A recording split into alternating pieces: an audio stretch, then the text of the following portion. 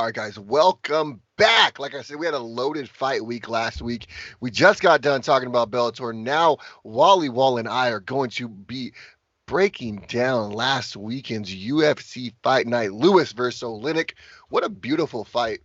There was 0 people in attendance. I just Yeah. want to point that out. We have no fun. Okay, listen, they couldn't sell 1 ticket for this pay-per-view. That's how bad it was. And the co-main Oh, event was even worse. They couldn't even sell tickets to that either. oh my God. I'm just talking shit. If they allowed fans, this motherfucker would have been sold out. Of course.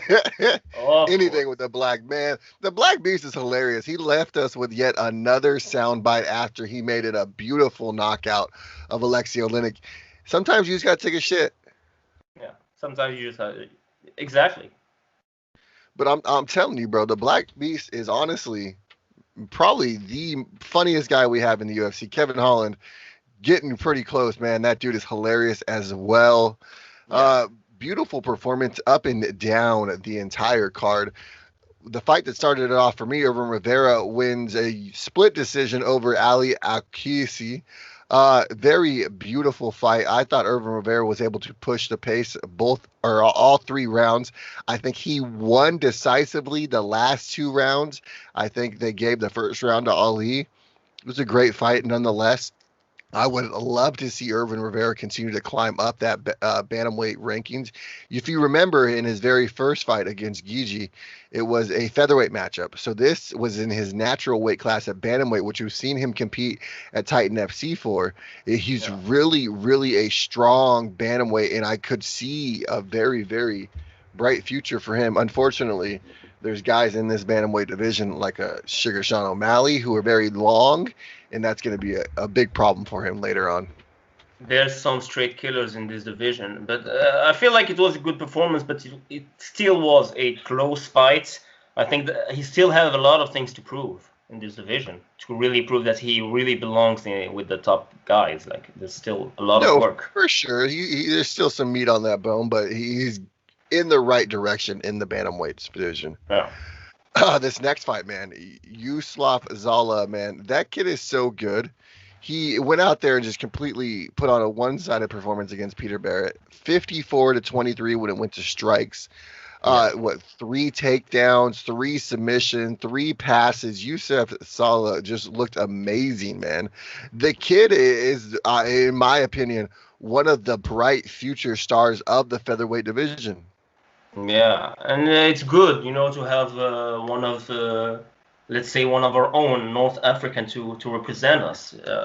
Yusuf really looks good. He's been performing very well in the UFC. I feel like, and this decision, this win, like, really makes sense. It was for me a unanimous decision. No doubt, no question marks. He dominated every aspect of the fight. Yeah, no, 100%. He looked great. Another beautiful performance that I think these two should match up next. Gavin Tucker looked great in the featherweight division. He beat Justin Janus.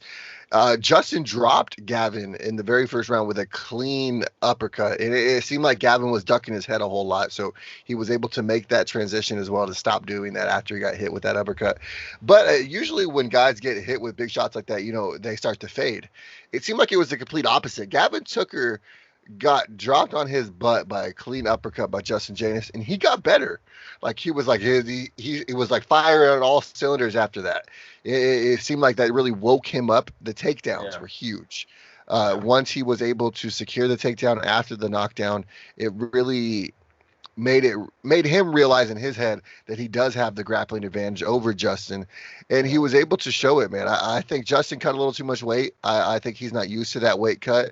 I think if he gets his body a little more used to 45, he might have, a lot more, talent or not talent, but a lot more preparedness for it next time. I think he's definitely a 55er. I think at 55, that shot puts Gavin Tucker away. And what a beautiful submission. He got him the performance of the night. So, yeah. Yeah, the rear naked choke submission was beautiful. He got it underneath the chin. He had to fight Justin a couple times. He switched his hands. He was able, I believe, on the third pass to get it his right arm under. He was able to finish that rear naked choke. Beautiful performance, like you said, 1 minute and 43 seconds into the third. One of the very first performance of the nights. Yeah. Very next fight, our good friend Wellington Turman, unfortunately, was on the losing end of a beautiful knockout by Andrew Sanchez. Andrew Yeah. Sanchez hit Wellington Turman. I don't think Wellington Turman has woken up since. I don't know, but yeah, it was a nasty knockout, I would say. So yeah, they didn't look good to watch, It personally. wasn't the nastiest knockout of the night. Unfortunately, the Yeah, nastiest knockout of the night did yeah, not win fucking performance of the bonus, but we'll talk about that in a little bit. Andrew Sanchez, though, really looked good. His boxing looked crisp. yeah, One thing that Wellington wasn't able to do was get combinations off, and that was one thing that Sanchez was doing in bunches. You know, he had 2, 3 strike combinations where Wellington was throwing one punch and then throwing one punch and then he was connecting, yes, but it was not accumulating the damage that Sanchez was accumulating on him, just yeah. based on the mass amount of striking that was happening in the instant. Yeah, I agree with you. Great performance. Wellington, what do you think is next for him? Do you think that he needs to take time a little bit, or do you think that he needs to bounce back immediately? I would say take a little time. I think he could fight somebody like a Maki Patola next, Yeah, maybe even Buckley. I agree with you. I think that, yeah, I think that after a knockout or something like that, you should take a little bit of time, because after one round like that, take your time, train, gain back that confidence to go to the Yes. cage. That's what I think. Yeah, And I definitely don't think he needs to be in there with a killer next. He's a young kid. yeah, I believe, honestly, the best thing for him would to be get somebody, a little lower in the rankings and just get a victory. He's yeah. lost 2 in the UFC, one by a split decision to Carl Robinson. He was able to beat Marcus Perez in unanimous decision in his last fight. Then he loses this fight by knockout. Obviously, Andrew Sanchez is a huge step up in competition, but that's what you're going to expect once you get into the UFC. Yeah, I agree with you. Nasrat Hackpress is back in the winner's column, man. He lost a stunning upset to Drew Dauber, and Drew Yeah. Dauber's been on a tear ever since. Nasrat looked amazing, though. He one-sided victory over Munoz. When it came to strikes landed, 104 for Nasrat, only 37 for Alexander. Very, very good performance. What do you think's next for Nasrat? After such a dominant performance, I really think that they will try to give him a tough competition for his next fight, because like striking wise, he was perfect. Even the takedown defense wasn't bad.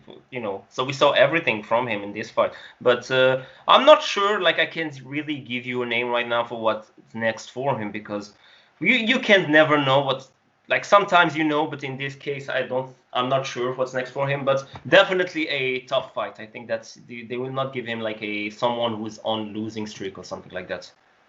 But like I just said about, Wellington coming back and getting an opponent who's maybe not quite on the level as your last opponent. Obviously, Alexander Munoz is Yeah. not on the level of Drew Dauber. And getting an opponent like that to be able to just get your confidence back is a huge thing for fighters, especially young fighters. Yeah. And it really just boosts his momentum going into that next fight. Yeah, it boosts your momentum, gives you time to learn more skills. So, yeah, Now, I agree. one of the most flawless performances of the night, Kevin Yeah, Holland looked amazing, man. He literally put it on Buckley for 3 rounds. Buckley hit him with some big shots too. I'm not going to say that he didn't. Buckley hit him with some solid shots in the first round. But it definitely, you could tell like the fight was wearing on Buckley throughout the second and third round. And eventually in the third round, Buckley, proclaimed to that huge right hand of Kevin Holland, put him out. yeah. Put him out. It was a nasty strike. I agree with you. I feel like Kevin Holland, what he should do is do more interviews, go more on podcasts and stuff like that, because he's a great speaker, and I feel like he can He's really build. hilarious. Yeah, he can really build something for him. That's what I really think. No, He I needs to really work on think that there's image. a fan base there for him, and There is, yeah. he's cocky but confident, and Yeah. he's able to do things not like just physical things, but he's able Yeah. to He's got a what is it? He's got a, I wouldn't say a character, but he's Yeah. definitely got a characteristic about himself that is definitely charming. He has charisma and he's a great performer. Listen, there's no boring fights. I agree with you. Charisma, and he have no boring fights. We said it before. Never a boring fight. I really feel like when you see how the Black Beast, on Instagram, he became a huge fucking star. He can. I'm not saying copy that, but be inspired by that. Just speak. People will enjoy listening to him. I really feel that. Yeah, he's a funny dude, and I definitely think you're absolutely correct. The more and more he gets himself out there in that public light, the more and more Yeah, people are just going to become fans. I agree. Yes. Tim Means, man, wins a beautiful unanimous decision victory in the prelims main card. He beat Leonardo Strapoli. Huge. 2 takedowns, I think, was the most significant thing in my eyes that really got Yeah. Tim that victory. Once he was able to take down Leonardo, it was hard for him to get back up. Yeah, it was a clear decision win, like you said, and yeah, that's it. I think he proved the point. He proved that he was the better fighter in this fight, and yeah. Now this one, let's talk about Beneil Dariush for a second. Yeah. Had he not missed weight, it would have been a clear cut performance of the night bonus. Clear Yeah, cut. It was a no doubt. now it says the finish was a spinning back fist. He hit him with the elbow. It was a spinning Yeah. back elbow. Boom! It was clean right on the side of the dome of Scott Holtzman after he was already hurt. Beneil Dariush had hurt him multiple times in that fight, and there was situations where I really thought if Beneil would have just pushed the pace a little more, he could have got him out even earlier. Beneil Dariush, since losing to Alexander Hernandez, has Yeah, really he bounced back. turned. Yeah, he's really got that Jorge Masvidal in him where he's like, "Fuck it, I'm just gonna go out there and end people." I'm happy for Beneil represents his country of Iran very good because Iran, when you talk about wrestling, not just the Iron Sheik, but it's a big country when it comes to pure wrestling, Greco-Roman wrestling. And to have a guy like Beneil who's representing them in the higher stage, I'm very happy. Even though in this fight it wasn't the grappling that was there, because when you win by that spinning elbow or fist, I'm not sure what to call it, but yeah, I'm very happy. And I think that he's one of the fighters that is really liked. There's nobody really hates him or some shit like that. People enjoy watching him fight. Here's the last. Since losing Alexander Hernandez, the victims of Beneil Dariush have been Thiago Maes, Drew Dauber, Frank Yeah. Camacho, Jakaro Close, and Scott Holtzman. That's a pretty good 5-fight win streak right there. Honestly, if that 155-pound division wasn't so stacked, Beneil Dariush in any other division would probably be calling for a title shot with a win or two. Yeah. Unfortunately, he's in the Yeah. 155-pound division. Unfortunately, Exactly. Michael Chandler might be coming over, so he's just getting knocked down and down further on the list. Exactly. But There's listen, interesting no matchups. doubt. Exactly, I would interesting love to matchup. see him versus Oliveira. There is so many matchups in this division that you can make, so many of them. So yeah, there's definitely a match for him. One that I think really stands out to me is has he ever fought Cowboy? I'm not sure. I Now that don't I think look so. back, I don't think he's ever fought Cowboy. I think that would Okay. be an amazing fight. That would be a fun fight to watch. Yeah. Definitely, because the way he brings it, especially the new Beneil with, after losing Alexander Hernandez, is turned a switch. We all love this kind of story when a fighter is down and then he really works on himself and bounce back and look dangerous and terrific. It's King's amazing. MMA, man, has got some killers, Yeah. men and women over there. Yeah. Now, Yana Kunitskaya got a big victory in the women's bantamweight division over Julia Stoliarenko. She beat Stoliarenko with an amazing stat line. The strikings was 43-6. This is a unanimous decision victory. There was just complete one-sided pressure and control by Yana Kunitskaya. And that's the best way to put this. It was not a really dominating performance, but it was a really controlling performance. I feel it wasn't a surprise. I think that you called it, if Definitely. I'm not wrong. Yeah, it wasn't really a surprise. I feel like she just proved herself once again that she's really, really one of the toughest fighter right now in this division. Yeah, and in that women's bantamweight division, because the champion has already gone through everybody, it only takes a win Yeah, or two, and you're right there in the title shot. exactly. So who knows? And she's already main evented a huge main event against a former very dominant champion. So she's used to that.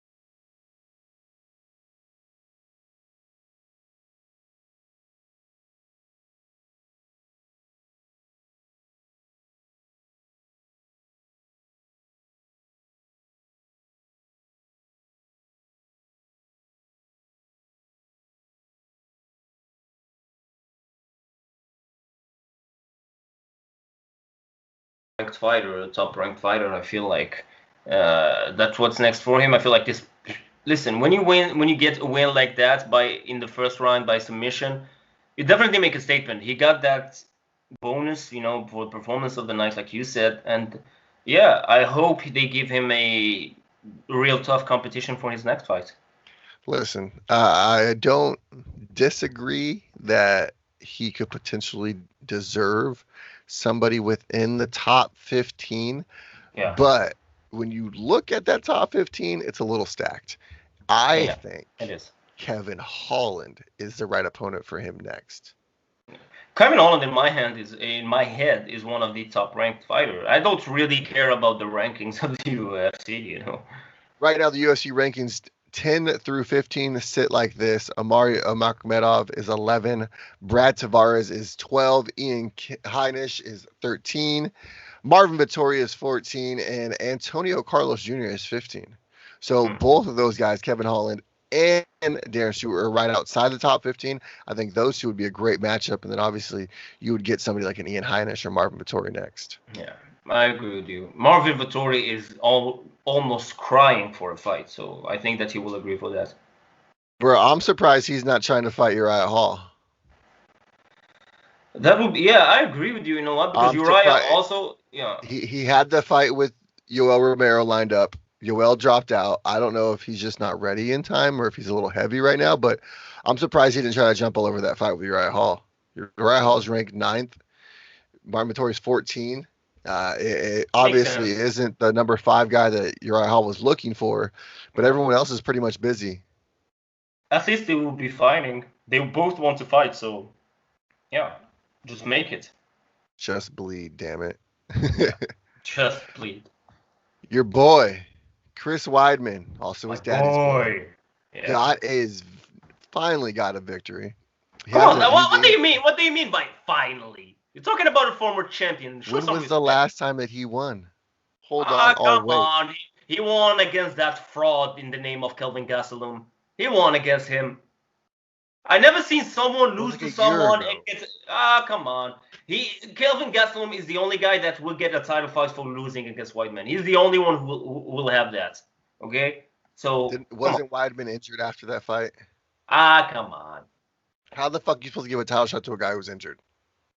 No, I didn't say that White Man should have fought for the belt. I'm just saying that Kelvin Gastelum should never fight for the belt. That's what I'm saying. Listen, it was an interim title. Okay, calm down. Your boy won. Even though he was outstruck by Amari Akhmedov, he had one more takedown, and apparently that's what got him the victory. Now, if you break it down by round, the third round was the deciding round. That's Yeah. when Chris, I really feel like, stepped on the gas. He really utilized his wrestling in that round, and he showed that in a situation where he needs to be aware of the situation and put the pedal on the metal and win this round. He was Yeah. able to do that, and I think that's the veteran instinct that you were talking about, the former Yeah. champion. It's something that he obviously brings to the table, and it's going to be something that if you're tied with Chris Weidman 1-1, he's going to come out and give you his all. It's 5 minutes, and the guys Yeah. win 25 minutes with some of the best in the world. Yeah, he needed that win so bad. This is what I think, because maybe I agree with you. It wasn't his best performance, no doubt. No. Okay, but when you are against the wall like that, having that much of a loss and having the whole world waiting for you to lose again, because this is what happening. Not the world are not. People love to shit over fighters like him, like Luke Rockhold, who people are saying that this should be his next fight. The rematch. Finally. Listen. Yeah, he gets the W. Fuck everyone. It's all about the W. Who cares? When you see fighters like, I don't know, like Kamaru Usman winning in some fashion that maybe not everyone will applaud, Who cares? He got the win and that's it. Now, speaking of Kamaru, he be dominating people. Yeah, but we're not talking about Kamaru. You just want to point out this. Listen, I will talk 25 minutes about Kamaru if you will fucking let me, all right? All right, okay. I'm sorry. So back about the greatest welterweight of all time. What do you think? What do you think about that matchup between Chris Weidman against Luke Rockhold? I think Usman beats them both. Yeah, okay, and I may agree with you, even though they are much bigger fighter. I feel like, but what do you think? Do you think that? I don't know will be if I don't know if Luke will take that fight. I think he's looking for something a little more high profile. I think it makes sense for both of them. I think it's a great fight to run back. I think Luke was losing a lot of that fight up until that wheel kick. Yeah. Or whatever the hell it was. I don't remember exactly. It was a lazy kick. That's and he ground ended and up on the pound. ground. It was like the end of the third round. In the third round, I believe. Luke He threw the kick. Rockhold took him down, ground and pounded him, finished him in the fourth. Rockhold have one of the nastiest ground and pound game. Boom! And then Conor hit that left hand. Listen, in one way, I would like to see that rematch. In the other, I feel like the loser of that fight, if it's happened, will get the axe. That's what I think. That's very well possible. And if they think that they're not done, they'll be in Bellator. Exactly. Actually, I think Rockhold makes way more money outside of fighting. Well, what do you think is next for Rockhold after, do you think that he may go to Bellator or Ralph Lauren? What do you think? Ralph Lauren. I think Ralph Lauren pays a little better than Bellator. I think so. They don't gotta get hit in the face. Exactly. So Ralph Lauren all day. Listen, if it was you trying to get that Ralph Lauren model money, or you trying to get fighter money? I agree with you. Let's talk two fighters that will never sign with Ralph Lauren, I feel like. Hey, bro, Alexei Oleinik could be a foot model. He can maybe he maybe can build a boat or something like that or whatever. Maybe he does. Okay, Derek Lewis and Alexei Oleinik put on a great performance. The first round was dominating for Alexei Oleinik, and he had multiple positions where he could have finished Derek Lewis. Obviously, he wasn't able to get it. Derek Lewis was able to get out of multiple submission attempts by the boa constrictor. Unfortunately for the boa constrictor in the second round, Derek Lewis looked like he had his pants on fire. Obviously, he had to take a shit. He went out there. He was like, listen, I got to take a shit. I got to finish the shit right now. And he just swung for the fences. Yeah. What do you think? Because people would say Oleinik should have taken Derek Lewis to the ground and whatever. Like, it's easy. Like, it's easy to take down a guy who is huge like that. Derek Lewis is so big. He's so big. You can even get your hands around him. He's that big. Yeah, so, no, it's ridiculous. And nobody is on that grappling level like DC. So DC took him down, but not everyone can take him down like that. There's not many Olympic wrestlers in the heavyweight division. Exactly. But those heavy hands, dude, Derrick Lewis can drop bombs. He can drop bombs. No, and that's literally been his bread and butter his entire UFC career. And it was one of those things where, he got close enough and he put Alexei Oleinik out. He moved himself into the number 4 spot in the heavyweight division, right underneath Curtis Blaze and Francis Ngannou. Obviously, DC's NM1 contender. They fight for the heavyweight title this weekend. We'll talk about that in a little bit.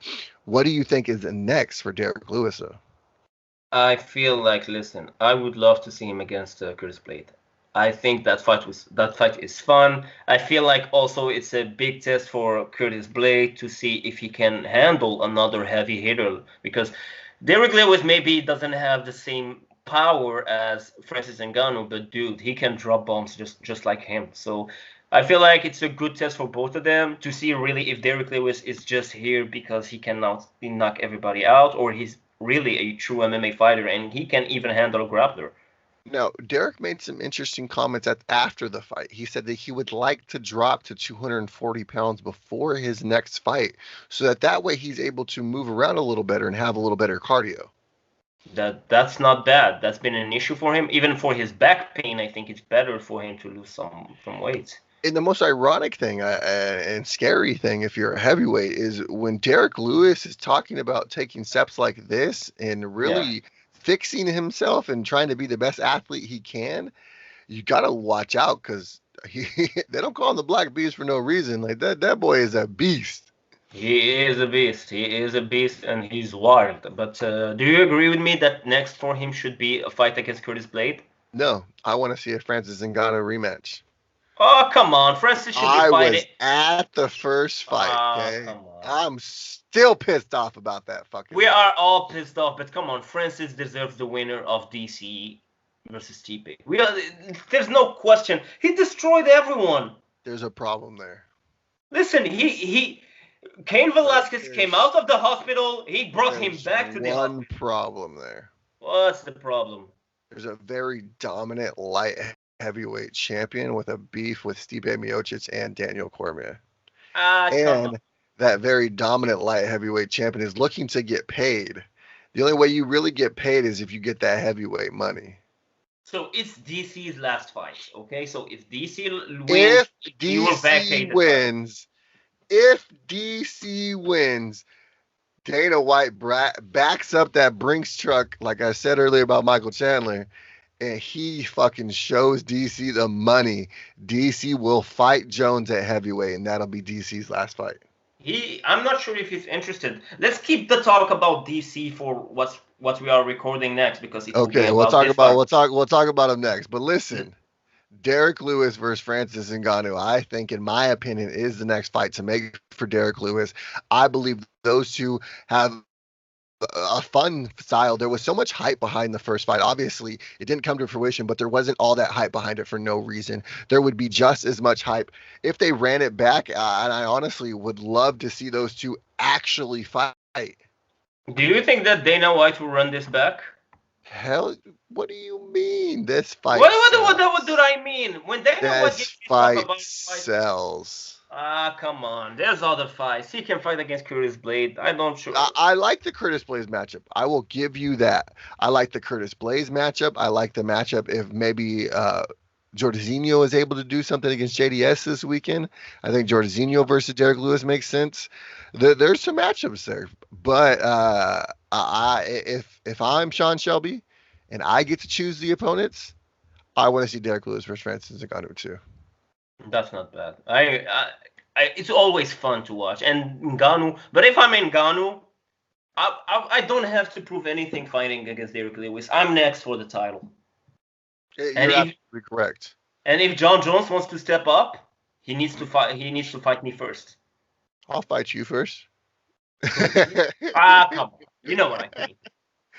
Anything else on UFC Fight Night, Lewis versus Oleinik? Well, just to make it clear, if I fight against John Jones, he will eye poke me to death. So that's the only way he wins. Yeah. Listen, the card was pretty decent. I liked that. A very good card. I liked it. Yeah, Derek Lewis looked good. It's always fun to watch him. Chris Weidman were exciting as well. Yeah, Chris Weidman rubbed you the wrong way, so I even like it even more because he rubbed you the wrong way. You know, it's even better. Fuck you, Kevin Holland. It's always fun. Listen, Kevin Holland is Always maybe a exciting. star in the making. So yeah, Nasrat, like you said, the prelims look pretty good. Yusuf Zalal is showing us that he's really, really here. So Gavin yeah, Tucker looked amazing.